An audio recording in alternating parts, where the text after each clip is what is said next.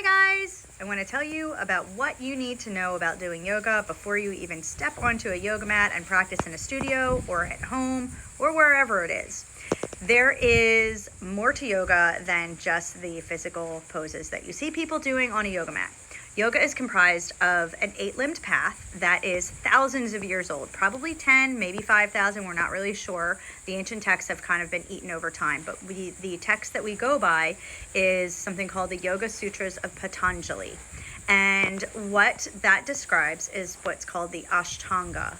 So the Ashtanga is the 8-limbed path. The first limb is the very most important limb. This is what's called the yamas. These are moral controls. These are how you live your life and you treat the world around you. You treat humans, animals, the environment, inanimate objects, everything. So there's 5 principles that we go by in the yamas, which I will do another video on that. The second principle is what we call the niyamas.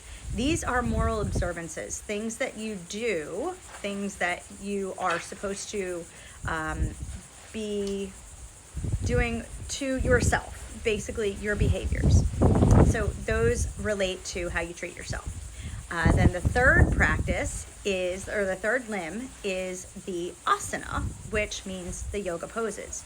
So way back in the day, before modern yoga, there was like 12 poses.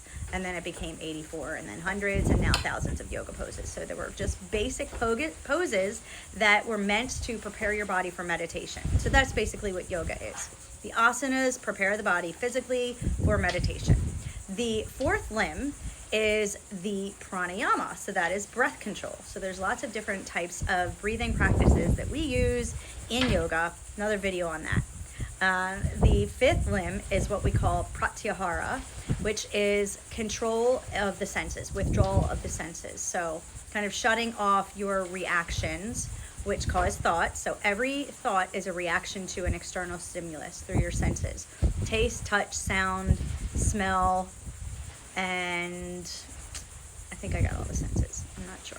Anyway, that's what pratyahara is. And then we go on to dharana and dhyana, and finally the third one is called samadhi. So these last 3 are practiced together.